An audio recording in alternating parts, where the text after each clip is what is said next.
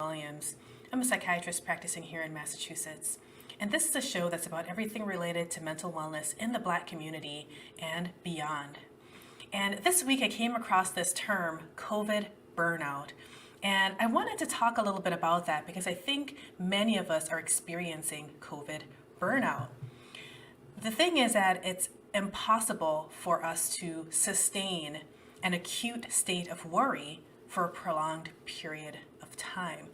You know, in 2020, there was this acute fear about COVID and what it's going to do. And now 2 years later, COVID is still here and we still have to do all these precautions. But psychologically, it's not possible for us to sustain the same degree of fear and worry for such a long period of time. So we start to tire and we start to accommodate to the new circumstances. And I guess if you kind of think back to other world disasters, you think back to, maybe World War II, where there was this threat of being bombed. Initially people would have this high degree of fear about this bomb kind of falling on them. And then eventually, as the war kind of goes on, people have to return to some degree of normalcy despite the kind of the threat. And so they still have the bomb shelters and so on, but it's just psychologically not possible to stay in an acute state of worry for a prolonged period of time. So we tire, we kind of burn out a bit. According to some sources, less than half of Americans would not describe their lives as thriving.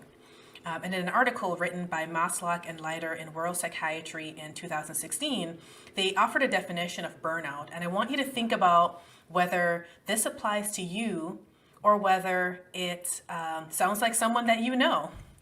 So burnout is experienced as a feeling of overwhelming exhaustion, cynicism, and detachment. It's a feeling of ineffectiveness and a lack of accomplishment.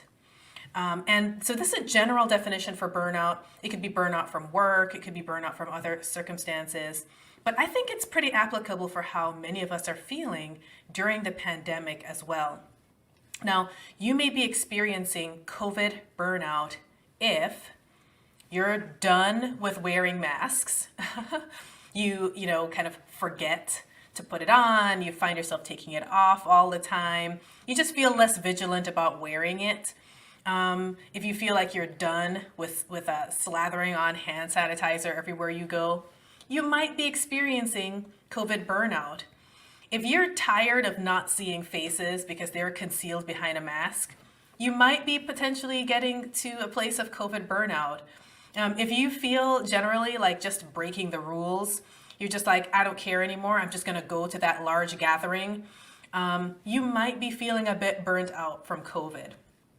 If you're tired of feeling afraid of COVID, because again, for 2 years and more, the powers that be want us to remember how serious this is. And it is. I mean, people are still in ICUs, hospitals are still overburdened, people are still dying from COVID. So it's still dangerous. But if you're tired psychologically, emotionally, from the feeling of being afraid all the time, you might be experiencing some amount of burnout from COVID. You may even be feeling irritable and angry. You may feel angry at being told to follow all the precautions. You may feel angry about the limitations being placed on you. You may feel angry about being told to wear a mask. That could potentially be a part of COVID burnout. So what I wanted to talk about today are just what are some of the ways that people have been managing COVID burnout. There's not really one answer of, if you do this one thing, you won't be burnt out anymore. But there might be some things that you can do to help yourself to be able to get through this time, because you still have to be safe and you still have to follow precautions, but there might be things you can do to help to navigate this feeling of burnout in an appropriate way. I know that earlier on, even back in 2020, one of the things that people had started doing was they created what's known as a COVID bubble. And what they would do, especially back in 2020 when the quarantine time was about 14 days, you might have, 2 families or a couple of families, they would kind of, stay at home for 14 days in a row. And then, knowing that 14 days had passed and no one had been exposed to the virus, they could then get together as families and spend time together, eat together, and not have to worry about getting COVID from one another because they had all kind of been isolating, so to speak, for 14 days in a row. So they kind of created this bubble. And a lot of other people did similar things. I know even some television programs, they created a bubble so that they could, the show could go on. So this was one way to reduce isolation, social isolation, while still staying safe. And that could be something you might consider if you want to stay safe, but you don't want to feel isolated anymore. You could get together with some trusted friends or other family members and create a COVID bubble. I just wanted to make one mention, though, is that sometimes people use the term COVID bubble a little bit loosely. Sometimes they'll say, well, a bubble is just people that you trust, the people that you interact with the most. I would say kind of more strictly, if there's someone in your bubble who works in a high-risk career where they have like a high risk of exposure to COVID on a daily basis when they go to work, and then you consider them to be part of your bubble, well, that's going to be kind of the weak link, right? Because they could still technically bring COVID home. So it's not necessarily, a bubble is not necessarily defined by, who you interact with the most. It is kind of a low risk person that you interact with. Otherwise, you could call it a bubble, but it's not a true low risk bubble by a stricter definition. So just because you feel comfortable around someone, or even if you live with someone, that doesn't necessarily mean that they're low risk for having COVID. And so, one of the things that we have these days is that we have these at-home tests, and higher level masks are a lot more available. And so in that way, the definition of the bubble can be expanded a little bit, in that if somebody that you interact with often or that you live with is in a high-risk career, you can use these at-home tests to, show that they're still negative, and that could, of course, I guess, kind of make them into a more low-risk category, kind of put them in a lower risk category, because now you can assess, you can test them to see that they're not positive. So that kind of helps to expand the definition of bubble a little bit more, because again, a lot of us aren't isolating the way that we would in 2020. So using the tests and, where necessary, using the higher level masks, that can put you in the lower risk category as well. And then, you could be part of the bubble. So it's all about how you're following the precautions and how you can use that to then create an environment where you don't have to be isolated anymore, but you also don't have to be worried about having a high risk of getting COVID. The other thing that people have been doing to deal with COVID burnout is to think about what are the activities that they really, really want to do, and how can they find a way to do those activities more safely. So of course, one way is it possible to do that activity while wearing a mask? So for example, if you're going to go eat out, you know that you can't eat and wear a mask at the same time. However, how can you make that activity more safe? Well, maybe you can choose to dine out at a time where it's less crowded. So you can go to the restaurant maybe earlier than the dinner rush, or later than the lunch rush, or whatever the case may be, so that you're at the restaurant when there's less people around. I know right now in my area it's winter, so the ability to sit outside is limited. I mean, we just had a nor'easter and people are still cleaning up from all the snow. Nobody's going to be really sitting outside to dine. But if you are able to dine in at times when the restaurant is less crowded, then you can still do your desired activity, but you've been able to make it a little bit safer. Same thing about like going to the mall. You know that there's some times where the mall is more crowded and sometimes where it's less crowded. So that's one way that you can do the activities you would like to do, but find a way to make it safer and reduce your risk. The third thing that you can do to reduce COVID burnout is to avoid consuming more alcohol. I know it's really tempting. It's been an issue since the pandemic started, is that a lot of people are staying at home and drinking more. And if they weren't doing it back in 2020, they might be doing it now, especially with just the feeling of burnout. They may not know that what they're experiencing is burnout, and they may be responding to that by having an extra glass of wine or having the whole bottle of wine. And sometimes people kind of laugh it off a little bit and they try to use cute memes, about how they drink wine to cope. And sometimes that humor is concealing a real problem with alcohol. And the issue is that drinking can lead to a problem that will go beyond even the time of this kind of emergency crisis designation. Because right now, the pandemic, of course, has been classified as a global crisis. At some point in time, even if COVID doesn't go away, the global crisis designation will probably be dropped.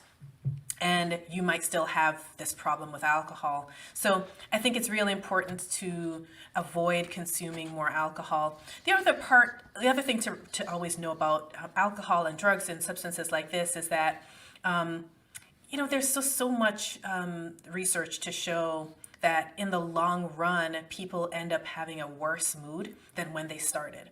So it's kind of this solution that gives you more problems than you ever had before. So it's really important to be aware of that. The next thing that you can do to help with COVID burnout is to really filter out the news that you read. So I wouldn't say, don't read the news at all, because, that's probably a bit of an extreme solution. But I would say filter out a lot of the everyday news stories. Every day you're going to see all these headlines popping up. And these headlines are designed to evoke fear and emotion. And often the information kind of even contradicts itself. So you'll see a headline, saying it looks as though the COVID graph is starting to dip and we're out of this wave. And then literally 10 minutes later, another news story pops up and says, this wave is not even close to being over. And so if you follow all these everyday news stories, it will burn you out. You have to filter what you are paying attention to. And I would recommend paying attention to just some of the kind of the most important things. For example, what are the guidelines about isolation time and mask wearing? What are the CDC announcements? I know people have criticized them for being confusing, but those are probably the core kind of news stories to pay attention to, is what you should be doing to keep yourself safe. And try to filter out some of the extra things that are really just speculation. A lot of news stories have to do with scientists offering their opinion, their medical opinion about things. But a lot of times the actual information hasn't really even changed or been updated. It's just kind of, it's really just people commenting and feeling the need to publish something. So just be careful about all the news stories popping up and filter out what you need to listen to. The next thing I have for dealing with COVID burnout is really trying hard to not drop your guard. Because part of burnout has to do with fatiguing of the precautions. So not wanting to wear your mask, not using hand sanitizer, kind of not being careful where you go, that sort of thing. Try not to drop your guard. It's so easy to just take your mask off when talking to somebody because you feel that they probably don't have COVID, or you convince yourself that they probably don't have COVID. And then later on, you have some mild symptoms and you convince yourself, oh, that's probably not COVID. Just be responsible and try not to drop your guard. The next thing for burnout, and this goes for any kind of burnout, is to get sleep. Get sleep. It's so easy. I think one of the things that happens to a lot of us when we start to really kind of get that psychological fatigue with what's going on in the world is that we can kind of watch a lot of stuff on, streaming services like Netflix and, Prime. And I think, a lot of people are watching, Disney Plus and, these sorts of things. I think it's so easy to stay up late on electronics because it gives us a bit of an escape mentally from what's going on in the world. But even though it may seem like self-care to watch TV sometimes, if it's keeping you up late at night and it's preventing you from sleeping, then is it really self-care if you're watching something back to back at 1 o'clock in the morning? Is it really self-care? Because at that point now, you have to make a decision. Is it really helpful to watch that thing at 1 o'clock in exchange for then the next day being so fatigued, tired, irritable with people, less productive at work? There has to be a balance with what you consider to be self-care and then what's really preventing you from taking care of your body the way that you should. And sleep is one of the things that you really should prioritize. So you can't really blame it all on the pandemic if some of it is your kind of your choices. The next thing that I wanted to mention is for some of us during the pandemic, particularly if you can do your job remotely, people have just been working really hard. They've been fitting in extra meetings on Zoom. And because a lot of people are working from home, they may or may not be utilizing all of their PTO, which is their paid time off or their vacation hours that their job might allow them. And sometimes that happens because we think, well, why bother take PTO? I'm working from home anyways, or that sort of thing. But I would say to utilize your PTO if you haven't already. And I'm not talking about the random calling out sick when you're not sick. I wouldn't recommend that. And also, I wouldn't necessarily recommend the kind of just taking one day off here and there, unless you have the kind of job where you really can unplug for the whole day. I know in my job, if I just take a random day off, I'm still going to have to be answering emails because it's just, a day off in the middle of the week, the emails don't stop. So I recommend that if you're going to take PTO, you actually take, maybe the whole week off and not just a day or so. And that's, again, if you have the kind of job where you have the ability to do that. Everybody has a different work situation, but the general recommendation is to utilize your PTO. Even if you are working from home or you think you don't need it, use your PTO, take a break from your job. That could be helpful for your mental health, and that could help you with COVID burnout to take a break.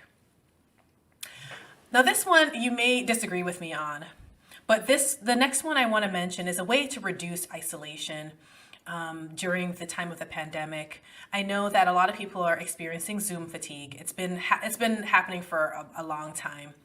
And I think what ends up happening is that in response to Zoom fatigue, people will do things like turn their camera off or really reduce their participation in Zoom-based meetings. And then they'll talk about how isolated they feel and how disconnected they feel from other people. And my recommendation is this. I know that a Zoom meeting is not even close to meeting with people in person. It really doesn't feel the same way. But turning your camera off and reducing your participation doesn't help either. It's kind of like someone who tells me that they feel really depressed, and so they're going to respond to their depression by just staying in bed all day.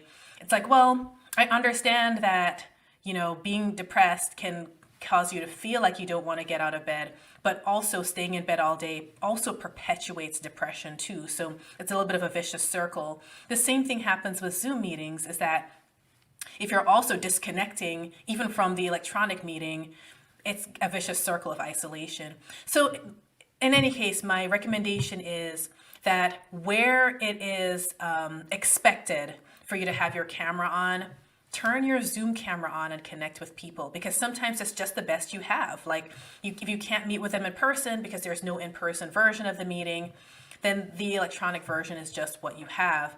Turn your camera on, interact with people, engage in the discussion, because that is basically the best you can do until we can kind of go back to more in-person things. So that's just my personal recommendation about people who are feeling really isolated from other people, but then kind of being very snarky about electronic kind of video calls and Zoom meetings.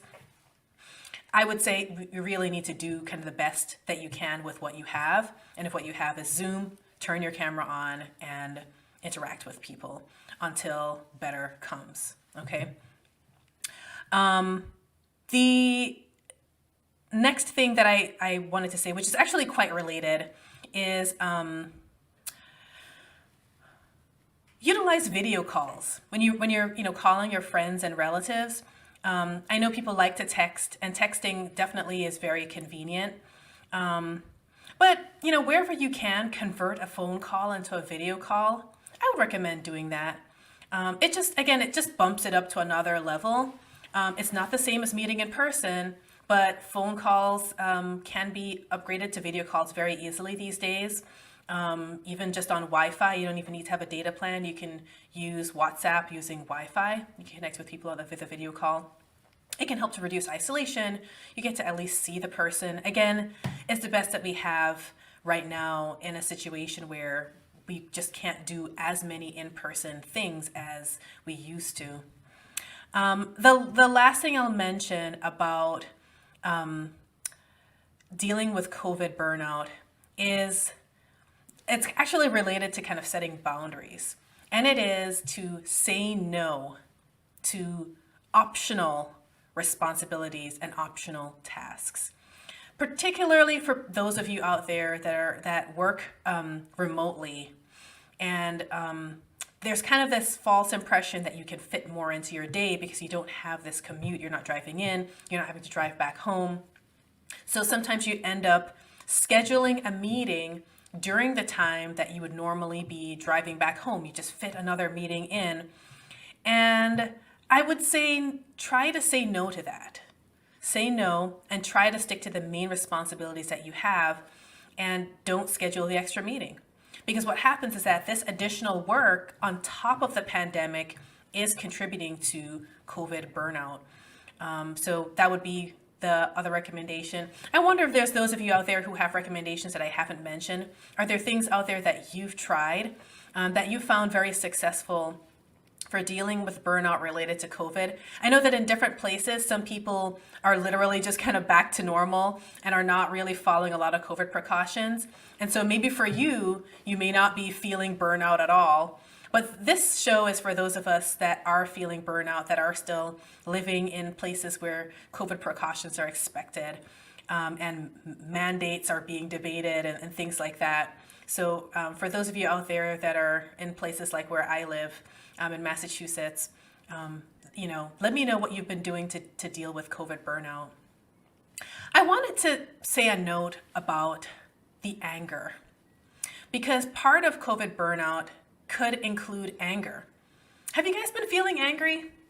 Have you been feeling angry about things, about the limitations and the mask wearing and the mandates? And anger can be a sign of burnout.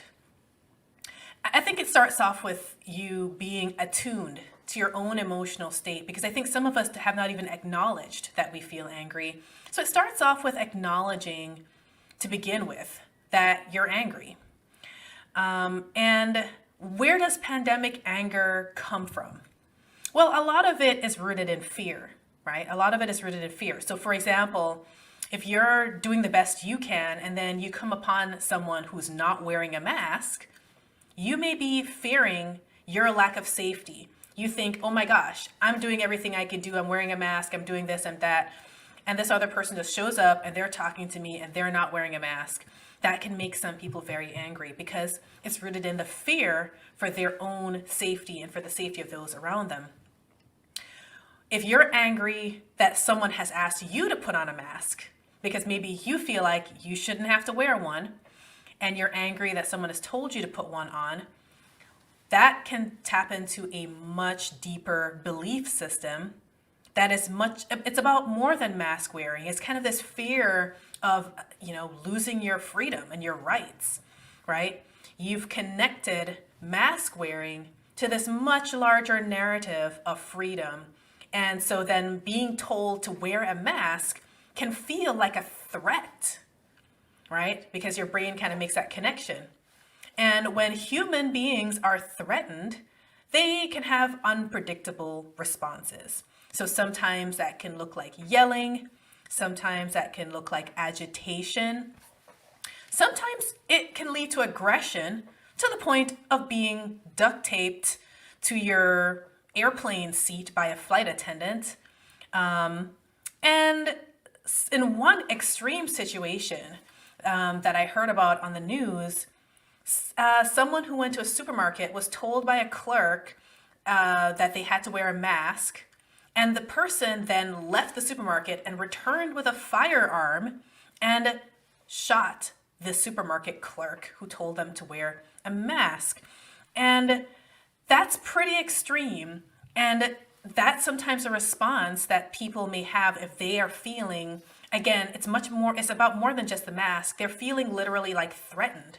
They feel like they have to kind of do something drastic. So it's important for you to examine, are you feeling angry? Where's that anger kind of coming from? What is it about? And are you willing to kind of like work on this and examine this? Now, if you're open to it, if you're open to kind of examining your anger, then you're already halfway to working on it. You need to know your triggers. What are your triggers? Is it the mask? Is it being told to put on hand sanitizer? Is it discussion about vaccines? Some people are very triggered to anger when vaccines are brought up. Is it being asked to do a COVID test? Some people get really angry when they're asked to do a COVID test. What are your triggers? Figure that out and then start to work on them. How can you slowly desensitize the level of reaction that you have to these kind of what really are kind of everyday things now. They're kind of everyday things. So how can you desensitize to that without having an extreme reaction? How can you regulate your intense emotions when faced with your triggers? So couple things that I want to mention on that is that when you feel your emotions starting to rise, pay attention to your breathing. Pay attention to your breathing. Shift your focus to the physical feelings of anger in your body. And start to pay attention when you feel your emotions rising and think, where do I feel tension in my body? Where do I feel tension in my body? Have I stopped breathing without realizing it because I'm so tense? Am I breathing faster because I'm getting agitated? Am I starting to sweat? Am I hyper-focusing on the trigger? Is this an intense focus on a very small thing? Have you stopped listening to those around you? Are you kind of disconnecting from reason? Try connecting with your surroundings. Read the room. Look at facial expressions. Listen to those around you. Connect. It's interesting because a lot of times people believe that mindfulness is about disconnecting, and I actually see mindfulness as connecting in a deeper way with your surroundings and with what's going on both inside of you and outside of you. And that's what you need to do when you start to feel your emotions rise, is you need to actually connect with what's going on around you, connect with what's going on inside of you, and try to kind of lean in to the experience and regulate it.